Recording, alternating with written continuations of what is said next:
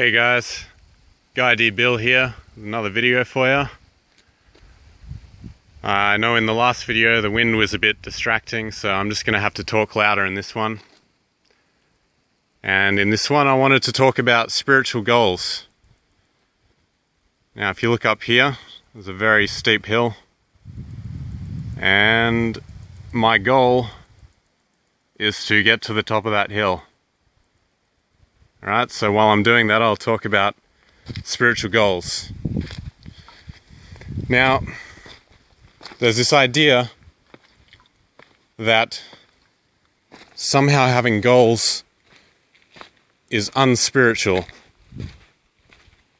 That if you're a spiritual person, and look, this video is not for people who are skeptical about whether or not we have a spiritual nature. Look, we've all got a spiritual nature. And this video is for people who are interested in spiritual evolution, okay? I'm not here to convince anyone about that.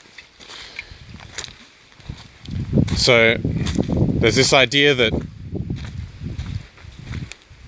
you should just go with the flow. You should just be here in the present moment. Well, look, I've been meditating for 10 years.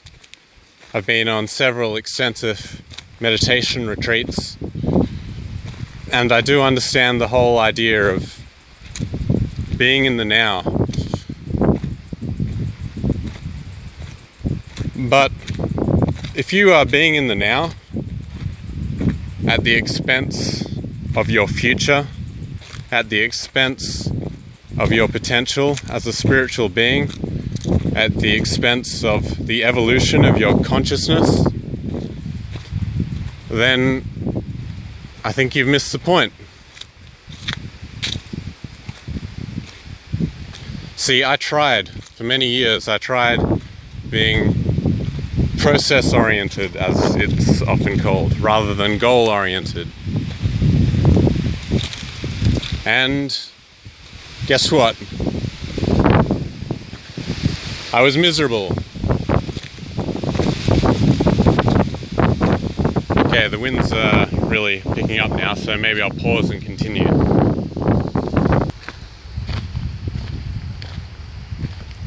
So, the reason I was miserable was because I was ignoring my higher self. I was ignoring my purpose. I got caught up in making ends meet, doing all the same stuff that everyone else does, spending the majority of time doing things that I wasn't passionate about, wasn't interested in, just to earn money. And look, some of these jobs that I was doing during this time, on paper they looked like quite what you could call spiritual jobs. And for some people they would be. I worked in aged care homes. I've worked with people with mental and physical illnesses, and I was miserable the whole time I was doing it. Why? Because my personality, my strengths, my spiritual potential was not being fulfilled in those roles. Other people who have different strengths to me were a lot better suited to those jobs, and they were quite happy doing it.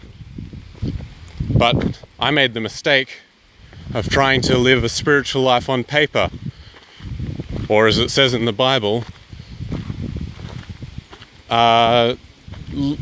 trying to live according to the letter instead of living according to the spirit of the teachings. Alright? So, if you try and make your life spiritual by doing what sounds good on paper, what you think other people will be impressed by, then you've missed the point. Spirituality is not about impressing other people, and it's not about doing what the book says. right? These spiritual books. I'm not criticizing the books themselves, but when they get turned into dogma, especially when things that are supposed to be taken symbolically get interpreted literally, well, then you get all kinds of madness and holy wars, which is, the biggest oxymoron. But anyway, when you take things too literally and you miss the spirit of these teachings, then the teachings do more harm than good. So look, read the Bible, read the Quran, read the Dhammapada, the Pali Canon, or whatever it is that you feel inclined to read. Don't do it because I say, but if you feel inclined to read these things, then go and read them. And try and uncover the esoteric meaning, the spirit of the teachings, and see how you can apply those spiritual principles to your life. Look, I can't tell you what your spiritual goals should be. That's something that only you can know. And there will be signs in the kinds of movies that you enjoy, the music that you listen to, the kind of people that you like hanging around. All these things, books that you read, they're giving you hints about yourself, about your inner nature, your higher self, why you're on this earth. They're trying to call you back home to yourself, to who you really are.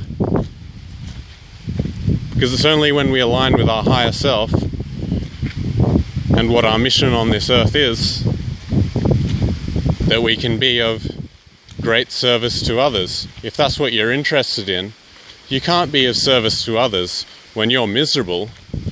You have to feel like you're living your highest potential.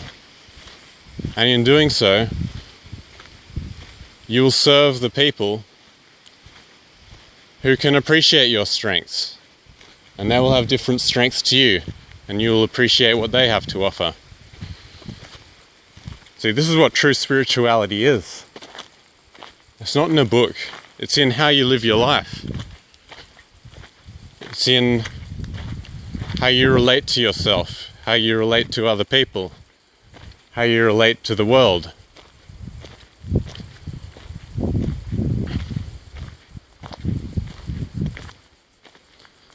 So figure out.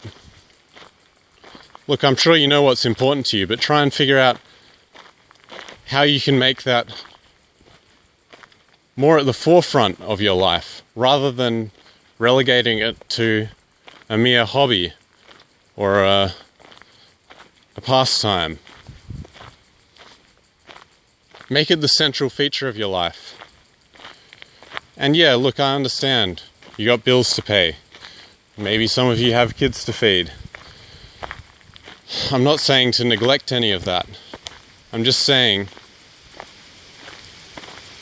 don't get so caught up in making money just for the sake of making money. And look, I'm not against making money, not at all.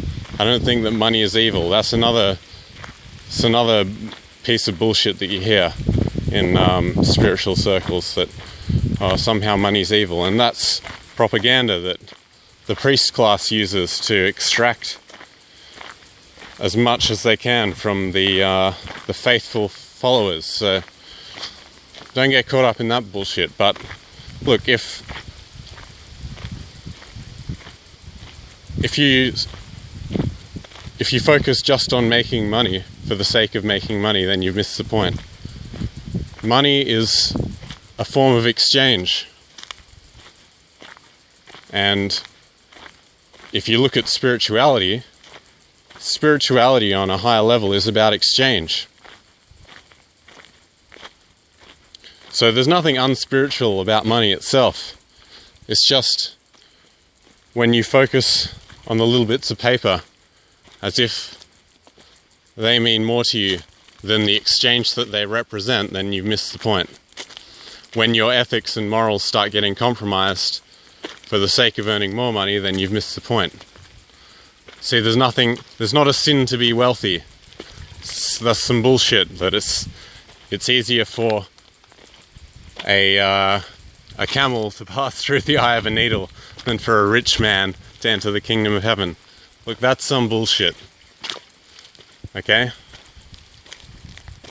The more money that you have, the more power you have to be of service to others. Alright? So if you have an ethical business and you're making a lot of money in doing so, then keep doing what you're doing. I mean, don't let anyone try and lay this guilt trip on you that money's evil. So yeah, there's nothing unspiritual about having goals to make lots of money. It's just when the money becomes more important than what you started doing, what you were doing in the first place that brought you the money, then you've gone off course. And then there's this idea that if you're like a musician or an artist or something, some creative type, that you have to be broke and you got to be struggling. And that's some bullshit too. I mean, if you're passionate about music, you shouldn't be starving. Find a way to make it work. Find a way for your passions to bring you the money that you deserve, that you rightly earn.